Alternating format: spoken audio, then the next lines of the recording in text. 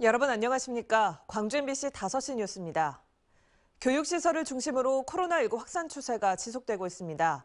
광주에서는 유치원과 어린이집, 초등학교를 중심으로 코로나19 확산이 이어지면서 어제 91명에 이어 오늘 오후 2시까지 71명의 확진자가 추가됐습니다.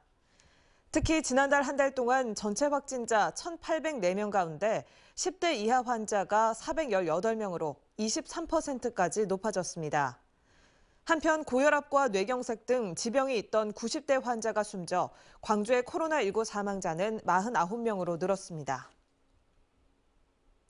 코로나19 중증 환자 치료를 위한 잔여 병상이 한 자릿수에 머물러 병상 부족 사태가 우려되고 있습니다. 보건당국에 따르면 광주시의 경우 전남대병원과 조선대병원에 있는 29개 중증 병상 가운데 22개 병상이 사용 중이고 잔여 병상은 7개에 불과합니다. 준중증 병상의 경우 28개 병상 가운데 12개 병상이 사용 중이어서 아직은 여력이 있지만 코로나19가 확산세여서 안심할 수는 없는 상황입니다. 섬진강 수해로 피해를 입은 구례 군민들이 환경부 중앙환경분쟁조정위원회의 48% 조성 결정에 반발했습니다. 섬진강 수해 참사 구례군 비상대책위원회는 기자회견을 열고 폭넓은 배상을 약속한 환경부 중조위가 수해 피해 72%의 배상을 약속한 합천댐과 달리 섬진강댐은 48%만 배상해주기로 결정했다며 대정부 투쟁에 나설 것을 선포했습니다. 섬진강댐 8개 시군 단체장들도 환경분쟁 조정 결과에 대한 공동 규탄 설명서를 발표했습니다. 광주시가 군공항 이전과 달빛 고속철도 조기 착공 등 광주 핵심 사업을 대선 공약에 반영해달라고 더불어민주당에 건의했습니다. 이용섭 광주시장은 국회에서 민주당 선대위 관계자를 만나 미래 광주 100년을 책임질 전략이라며 수건 사업이 대선 공약과 차기 정부 국정과제에 포함돼야 한다고 강조했습니다.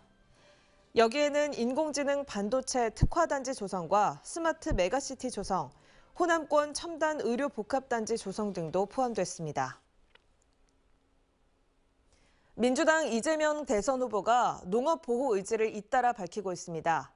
이재명 후보는 어제 곡성 농협을 방문한 자리에서 농업은 생존 자체를 위해 유지해야 될 안보 전략 산업이라며 농업과 농민의 공적 역할에 대해 국가 공동체가 보상해야 된다고 말했습니다. 앞서 이 후보는 쌀 과잉 생산량의 선제적 시장 격리를 정부에 요구하기도 했으며 최근 대선 선대위 산하에 농어민위원회도 출범시켰습니다. 목포를 비롯한 전남 8개 시군 공무원 노조가 선거 관련 업무 거부 움직임을 보이고 있습니다. 이들 공무원 노조는 공직선거 투개표 사무의 일정 비율을 기초단체 공무원들이 맡고 있지만 수당이 최저임금 수준에도 이르지 못한다며 전남선거관리위원회에 수당 인상과 휴일 보장, 선거 업무의 업체 위탁을 요구했습니다.